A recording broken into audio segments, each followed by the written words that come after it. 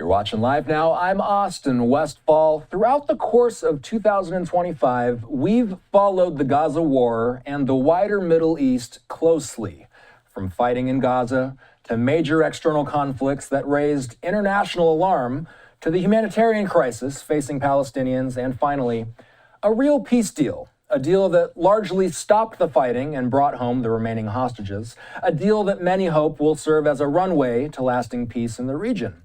We will follow all of this just as closely in 2026, which is why, once a year, Professor Alon Burstein and I are getting in the habit of doing an extended recap of the past year in chronological order. It's something that we hope will lend you perspective as we move into a busy new year. Alon is here with me. He hosts the Israel-Palestine Report online. We're going to go through this month by month, basically, Alon. We're going to start by talking about the top of 2025 and then move our way down to recent times. Let's start by talking about the U.S. angle to all of this and really some of the major events that led into January of 2025. The back part of 2024 ended with the killing of Yahya Sinwar. Then there was a ceasefire between Hezbollah and Israel. But fighting in Gaza continued. Moving into January, the Biden administration was on its way out and the Trump administration was on its way in. Just before Biden left office, the U.S., Qatar, and Egypt helped broker a ceasefire deal that eventually brought 33 hostages home from Gaza, but it didn't bring all of the hostages home. So Alon, we will get into the ceasefire deal in a moment, but firstly, how consequential was the change in leadership at the White House earlier this year? So I usually start from saying it's good to see you, Austin, but here it's good to see you as a recap of the year. We've spoken so much, so many things gone on. You really cannot say enough about the importance of the change in the administration, because what happened in January, and you said it so accurately that it was the end of the Biden administration. This was technically signed under the Biden administration. But the fact is that this was the exact same deal that Biden was pushing for back in May of 2024. Already then, the Biden administration put this deal forward. Initially, Israel and Hamas both said no. Then Israel said yes and Hamas said no. Then in July, Hamas said yes and Israel said no. What we saw was when Trump came into the White House, all of a sudden, everyone in the region, and I know we'll talk about this later also, but particularly Israel, saw the game changer. All of a sudden, we had an incoming president that is known to be unpredictable, that is a wild card, and he said, I want you to push this deal forward. And all of a sudden, after Israel was saying no to this exact same deal in July, it agreed. It not only agreed to the deal in January, it agreed in worse terms. Israel ended up releasing more Palestinian prisoners than Biden had initially demanded because Hamas saw the opportunity. They saw that Israel had no choice but to say yes, and Hamas all of a sudden demanded the release of more life-sentenced Palestinian prisoners and got it. Really, what this was almost a foreshadowing of the year. We had Trump coming in and just his shadow saying, I want to see this deal signed. You want to be on my good side. The old diplomacy where it's not about personalities of leaders, it's much more about the relations between countries. Trump came in and said, no, you better make me happy or I'm going to be angry. And we saw a month later what happened with Trump, Zelensky, etc., what can happen if Trump doesn't like a leader. Netanyahu saw this, Hamas saw this, and really that's why we ended up having this deal, which Trump said he wants to see hostages coming home when he's inaugurated, and he got it. Before he came into office, everyone wanted to make sure to show Trump, I'm on your side, sir, you say this and I'll get it, and you'll get it. And that's what we saw. We saw hostages coming home, and we saw Palestinian prisoners, close to 2,000 of them, being released also. Now it's important, as we'll talk about I'm sure soon, that didn't last. That didn't bring about peace in the Middle East. But everyone wanted to start off on Trump's good side, and really that's what made that deal happen in January. You know, ultimately, as we move month to month here, by the way, let's move to February. We were tracking Gaza. This is a vantage point of Gaza. I'm going to be showing this intermittently throughout our interview. As you and I tape this, this is a live vantage point where it's the early morning hours in Gaza. In February, the ceasefire It largely held. There were intermittent clashes between the IDF and militants in Gaza. The World Health Organization continued carrying out a polio vaccine campaign in the enclave. Humanitarian pauses continued amid negotiations for a broader peace deal. The month of March, moving ahead to the month of March, that's when things picked up again, Alon. The ceasefire had been in limbo for some time, but on March 18th, it officially broke. Let's talk about who broke that ceasefire. Who did? So to get us to March, I'm going to take a step back for a minute to February and look at what happened during that month. So it was very interesting developments. What we saw there is that the deal began, but that deal had, like Biden had orchestrated it, had three distinct phases. Phase one was a 6-week truce and the release of a certain amount of hostages in exchange for Palestinian prisoners. And then there was going to be negotiations over the next phase. The next phase was the big one. That was the one that was going to be a more permanent ceasefire. And somehow, it was unclear what it exactly was going to lead to, but an Israeli withdrawal and moving on to the rebuilding of Gaza and what was going to be the fate of Hamas, at that point it was unclear. What happened in February is that while all sides were very happy to go along with this deal to show Trump they're on their side, Israel primarily did not want to move on to the next phase. The next phase was vague. It would require Israel to completely withdraw from Gaza before the return of all hostages. All hostages would be returned after that. And so, by the beginning of February, Israel did not live up to what it was supposed to do in the deal and did not send a delegation to negotiate phase two. That led us to a limbo in March.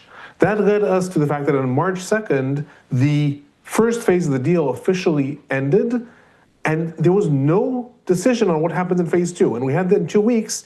And I remember you and I speaking then often, and you were asking me what's happening. I was like, no one knows. No one knows what's going to happen now. This is a sort of like stalemate where phase one is over. No one's talking about phase two. There's no negotiations. And so everything was stuck. One of the important things that happened during that time, two important developments that happened during that time, is the United States was signaling two different trajectories because the negotiations were stuck. One, in February, a lot of people sometimes forget this, Trump made a radical announcement that the United States is going to take over the Gaza Strip. There's going to be complete ethnic cleansing of Palestinians. They're all going to be evacuated to other countries, not going to be allowed to come back. And the United States is going to own Gaza and rebuild it. One avenue. A second avenue that happened in March is the United States started to negotiate directly with Hamas for the first time in history. Adam Bowler was then the chief negotiator of hostages, started to negotiate with Hamas. And Israel was looking at this and saying, okay, we don't know what's going to happen. Is the United States going to push to take over Gaza and evacuate Palestinians? Or is it going to maybe sign its own side treaty with Hamas? All this led to the breaking point that happened on March 18th, when Israel was the one to launch the first violent offensive to end the ceasefire. So if you look at who violated the ceasefire, who broke it, in essence, it was Israel. The fact is the ceasefire at that point was also theoretically over because no one was actually negotiating what's going to happen next. Israel launches this massive surprise attack on March 18th. There's no indications that it told the United States before it was going to do that. And that attack came under heavy international condemnation and also sort of signaled the change in direction. After the ceasefire had happened and Israel's also changing in the chief of staff position of the military, that initial attack was a very, very harsh attack. According to the Palestinian Health Ministry in the Gaza Strip, over 400 people were killed in that initial attack. Israel did not dispute that 400 people were killed, but it also killed several dozen Hamas commanders. And that really was a very, very painful ending of the truce, because the truce had lasted and then there was some hope that maybe the United States would continue it in one way or the other. But then March 18th, it all comes crashing down. Israel bears the blame for the first shot that was fired at the end of that truce. But it is also important to put that in context. The truce was in essence over. It was just then a stalemate that wasn't moving anywhere. It was very clear someone was going to take the first shot. It was Israel on March 18th. You know, is there anything to be learned from the breaking of that ceasefire alone? Was there anything that we learned that could help avoid a similar fate for the current ceasefire? It's a good question. I think that a couple of things need to be said about that. First of all, one of the sort of big problems with the initial deals. And this is the same thing that happened also in the truce that happened between the sides back in November of 2023, was the first hostage deal. Each one of these things was designed as phase one, and then once it's complete, we'll move on to phase two. And each time we failed to get there. Each time phase one was complete, the sides were like, okay, now it's back to fighting, or now I'm going to harden my terms in order to get what I can, negotiations of phase two. The current deal, the current Trump deal, is not actually divided into phases. Despite the fact that we're commonly talking about phase one and moving to phase two, it's not actually divided into phases. The entire deal is a package deal. The minute Israel agreed to the truce and Hamas agreed to the truce and to the release of hostages, both sides committed themselves to the entire package deal. They didn't just commit themselves to phase one. So that's already seemingly a lesson that was learned. The United States, the negotiating countries, Qatar, Egypt, and then Turkey also joined in, started to say, we're not going to give the sides the opportunity to say, we finished phase one and we're not sure about phase two. You're on the deal, you're on the books. You've signed on to that, you have to drive it home. So that's one thing that was learned really that I think was a painful lesson from the previous rounds. A second thing, and a lot of people, there's a lot of, I'll say, disagreement among analysts, if this is a strategy of Trump or just his personality. Regardless of what it is, an interesting facet of how Trump is handling this is he is constantly talking about this deal as though it's a done deal. Right now, and I know we're going to get to this later, but I'll just say right now in the agreement, we're in a complete stalemate. The sides are not really moving forward. They disagree. Hamas is refusing to disarm. Israel is refusing to withdraw from Gaza if Hamas doesn't disarm. But Trump is still talking. There's peace in the Middle East. There's a first-time peace in hundreds of years. All the sides are going to get along. And that, again, some people say might be hubris, and some people might say is just rhetoric. But another vantage point might be, no, this is a strategy. This is telling the sides, if you now go back to violence, if Israel were to again launch a March 18th, or if Hamas were to launch a campaign, you're now making Trump look bad. And like I said, everyone's very scared to do that.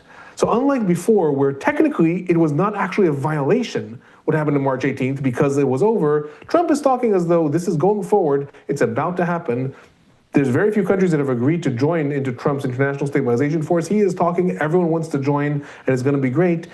That could also be seen, I'm not saying that it is, I don't know what happens in Trump's mind, but that could also be seen as a strategy. It could also be seen as a way to say, I am not giving you the opportunity to say it's at a stalemate and it doesn't matter, I'm going to violate it. I'm still talking as though this is about to happen, and that locks the sides in, and especially Israel, that is very, very dependent on Trump, locks them into not violating the agreement.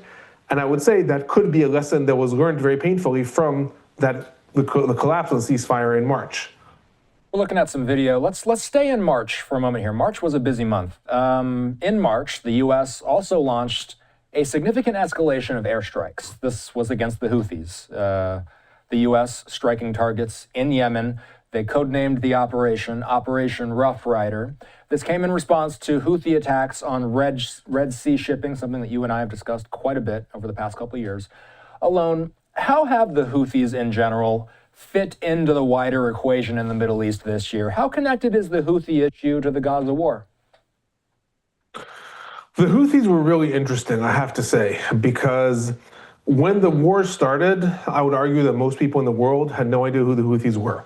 They were a rebel group that had taken over parts of Yemen. They were part of the proxy war between Iran, that wants to lead the Shiite world, and Saudi Arabia, that wants to lead the Sunni world. And there was a lot of very, very deadly fighting and humanitarian catastrophes happening in Yemen, but it really wasn't interesting in the world. The Houthis saw an opportunity when the war breaks out in 2023 to put themselves on the stage, on the world map. And they did. They started from attacking Israeli ships, then they started to attack American ships, then they started to attack any ship that they said it might have any affiliation with Israel. Then they started firing drones and missiles at Israel. All this put them on the stage. Biden led an international coalition against them, and then Trump also started to lead a lot of campaigns against them. In March, these things started to escalate, but really the breaking point with the Houthis happened in May. And what happened, again, was really a warning sign to Israel. Because what happened was the Houthis were continuously firing missiles at Israel, and those missiles were being intercepted, both by Israel, the United States, and sometimes by Saudi Arabia. Then in May, I know we're jumping ahead here, but as we're focusing on the Houthis, in May, one of those missiles manages to get through. There's a misfire of the interceptors, manages to get through, and hits right near Israel's main and only international airport, the Ben Gurion Airport. 2 days later, Israel launches one of its first major retaliations against Yemen. It attacks massive targets of the Houthis, killing a lot of Houthi operatives and really crippling their oil industry. Then something happens that is very unexpected. A day later, Trump announces that the United States has signed its own separate agreement with the Houthis. Seemingly what happened is the Houthis managed to get through Israel's defenses. Then they got nervous because Israel was now going to retaliate to maybe the United States. And very quickly, within a day, the United States is announcing an agreement with the Houthis. And the Houthis agreed they were not going to attack international commerce anymore. They were just going to focus their attacks on Israel. And in turn, the United States was not going to attack the Houthis anymore. That was a big shock to Israel. And it was, again, another indication of where Trump is exceedingly surprising. He's exceedingly unpredictable. Seemingly, he was joining in the attacks on Yemen and was really bolstering the United States' presence in the Middle East. But then all of a sudden he turns around and says, I'll make a separate deal, stop attacking international commerce, that's bad for trade, that's bad for the economy, what Trump really cares about. And in turn, focus your attacks on Israel, quote unquote, that's okay. That's another thing that really worried Israel over the course of the war. That Trump, on the one hand, has been very supportive of Israel, and specifically of Israeli Prime Minister Netanyahu. On the other hand, very unpredictable, and as we saw as the year went on, also has other friends in the Middle East that he's very happy to be even closer to than to Israel. But really, what happened with the Houthis was the first indication, the first public indication that Trump is someone that Israel can rely on, but he really does see himself as America first, and in that sense, if there's something that's better for America that may not be good for Israel, he's willing to go with that. Since then, the Houthis have been a lot less of a factor. They still carried out missile attacks against Israel while the war was still in active fighting. They stopped once the ceasefire came into effect. They always said, if Hamas agrees to ceasefire, we'll stop. Otherwise, we'll go forward and we'll continue. So their engagement with Israel continues. Their disturbance of international commerce really has died down since that deal in May. And that concludes part one of the summary of 2025 in the Middle East. You're watching the Israel-Palestine Report with Professor Alon Burstein. Don't forget to check out part two. You can find a link in the first comment below. And also sign up for the newsletter where you can learn about other videos and activities, as well as courses that are offered about the history and context of the Israeli-Palestinian arena.